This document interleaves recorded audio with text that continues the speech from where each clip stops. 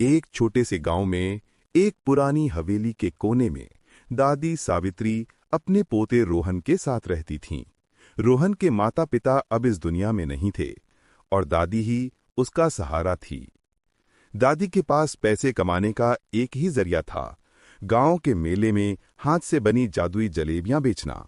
उनकी जलेबियां इतनी स्वादिष्ट थीं कि एक बार जो खाता वो बार बार आता। लोग कहते थे कि उनकी जलेबियों में कुछ तो खास है, शायद उनका प्यार और मेहनत। गांव में सबसे बड़ी मिठाई की दुकान का मालिक प्रताप सिंह था। उसके पास पैसा तो बहुत था, लेकिन उसकी जलेबियां दादी की जलेबियों के सामने फीकी लगती थीं। वो दादी की बढ़ती लोकप्रियता से जलने लगा था। उस बुढ़िया का धंधा कैसे बंद होगा?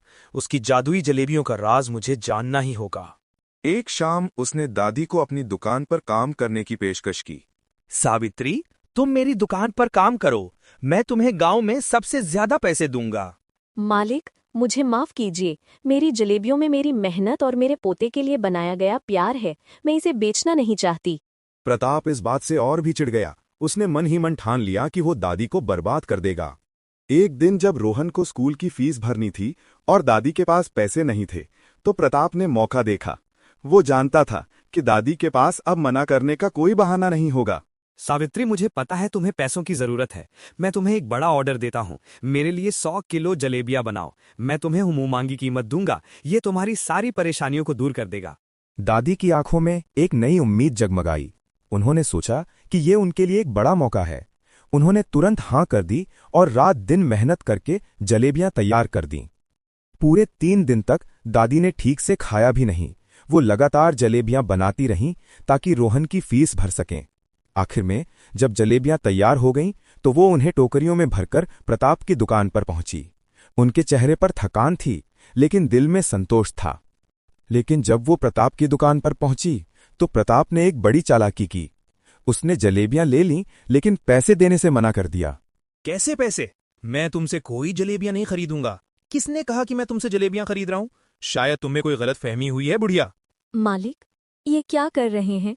मैंने रात दिन मेहनत की है। मेरे पोते की फीस भरनी है। आप मुझ पर ये जुल्म क्यों कर रहे हैं? जा यहां से, और आज के बाद मुझे अपनी शक्ल मत दिखाना। अगर फिर से आई तो पुलिस को बुला लूंगा। दादी घर वापस आईं। उनका दिल टूट गया था। उनके पास अब रोने के सिवा कुछ नहीं बचा था। अगले दिन गांव के मेले में दादी एक बार फिर अपने ठेले पर कुछ बची हुई जलेबियां लेकर खड़ी थीं, लेकिन कोई भी उनकी जलेबियां खरीदने नहीं आ रहा था।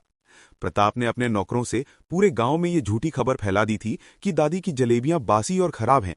लोग अब उनके ठेले के पास से भी नहीं गुजर रहे थे। तभी वहां एक बड़ी चमकदार कार आकर रुकी। उसमें से एक युवा सफल व्यवसायी समीर उतरा। समीर बचपन में इसी गांव में रहता था और दादी की जलेबियों का दीवाना था। वो यहां एक जमीन का सौदा करने आया था, लेकिन उसका मन दादी की जलेबियों को याद कर रहा था। दादी, आप यहाँ हैं? मैं आपको पूरे गांव में ढूंढ रहा था। आपकी जलेबियों का स्वाद मैं आज तक नहीं भूला। बेटा, अब मेरी जलेबियां कोई नहीं खरीदता। लगता है मेरे अच्छे दिन अब चले गए। ये कैसी बात कर रही हैं दादी? ये तो आज भी वैसी ही हैं, स्वादिष्ट और जादुई। अरे, ये जलेबियां तो मेरे बचपन की यादें ताज़ा कर रही हैं। समीर ने उसी वक्त दादी से सारी जलेबियां खरीद लीं।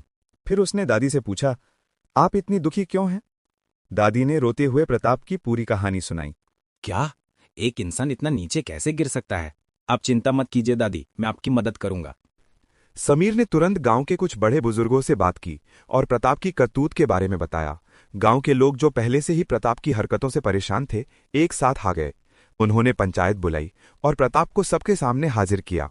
प्रताप, तुमने एक ईमानदार और मेहनती औरत को धोखा दिया है। तुम्हारी लालच और बेईमानी ने हमारे गांव का नाम खराब किया है। तुम्हें इसका हर्जाना भरना होगा और दादी से माफी भी मांगनी होगी। चारों तरफ से घिर जाने पर प्रताप को अपनी हार माननी पड़ी। डर के मारे उसने मजबूरन दादी को पैसे दिए और सबके सामने माफी भी मांगी। वो अपनी दुकान बंद करके शहर चला गया। समीर ने दादी के लिए एक नया ठेला खरीदा और उस पर लिखा, दादी सावित्री की जादुई जलेबियां। उसने दादी को सलाह दी कि वो गांव के पास ही एक छोटी सी दुकान खोलें, जिसका किराया भी समीर ने ही दिया। दादी ने समीर की मदद से एक छोटी सी दुकान खोली। उनकी दुकान पर अब दूर दूर से लोग आने लगे। रोहन की फीस भी भर गई और उनके दिन बदल गए। देखा बेटा, भगवान कभी कभी खुद नहीं आते, लेकिन किसी को भेज देते हैं। सावित्री ने न केवल अपने और अपने पोते के लिए एक नया जीवन शुरू किया, बल्कि ये भी साबित कर दिया कि मेहनत और ईमानदारी की जीत हमेशा होती है। उनका नाम अब पूरे शहर में जादुई जलेबियों वाली दादी के नाम से मशहूर हो गया था।